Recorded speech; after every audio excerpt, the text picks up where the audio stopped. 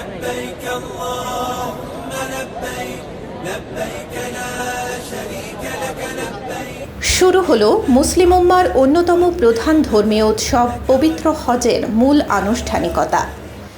৮ জিলহজ সোমবার ভোর থেকেই আল্লাহুম্মা লাব্বাইক ধ্বনিতে মুখরিত হয় মক্কা নগরী।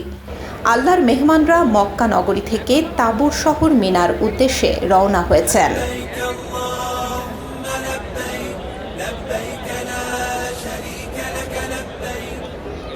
ইসলামের নিয়ম অনুযায়ী হজের প্রথম পর্বে আজ পালিত হচ্ছে ইয়াউমুত তারবিয়া বা তারবিয়ার দিন।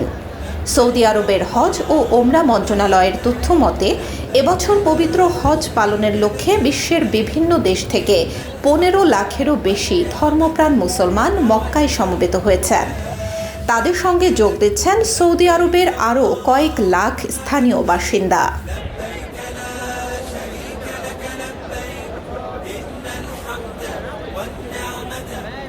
মহানবী হজরত মুহাম্মদ সাল্লাল্লাহু আলাইহি ওয়াসাল্লামের সুন্নত অনুসরণ করে হজযাত্রীরা তালবিয়া পাঠ এবং আল্লাহর মহিমা ঘোষণা করতে করতে মিনায় নিজেদের নির্ধারিত তাঁবুতে গিয়ে অবস্থান নিচ্ছেন।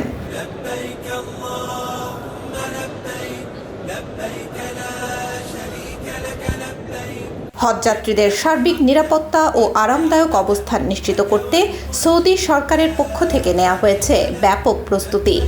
মিনার তাঁবুগুলোতে হাজিদের থাকা, খাওয়া এবং যাতায়াতের জন্য মাঠ পর্যায়ের সব ধরনের কার্যক্রম ইতোমধ্যেই সম্পন্ন করা হয়েছে।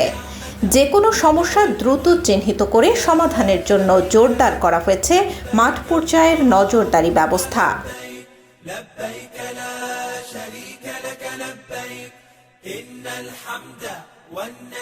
এর আগে জিলকদ মাসের শুরু থেকেই হজ মন্ত্রণালয় বিভিন্ন সেবা কেন্দ্রে ৮৩,০০০-এরও বেশি পরিদর্শন সম্পন্ন করেছে।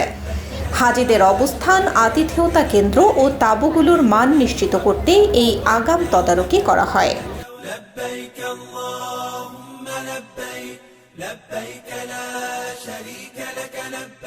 অনুমোদিত পরিকল্পনা অনুযায়ী হজযাত্রীরা যাতে কোনো রকম ভোগান্তি ছাড়াই পবিত্র স্থানগুলোতে পৌঁছাতে পারেন সেজন্য একটি সমন্বিত গাইডলাইন ও সচেতনতামূলক সেবা চালু রেখেছে দেশটির প্রশাসন। মিনার তাঁবুতে রাত যাপনের মধ্য দিয়ে শুরু হওয়া হজের এই আবহ চলবে আগামী কয়েকদিন।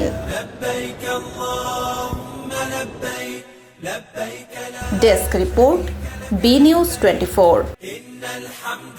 والنعمة لك والملك لا شريك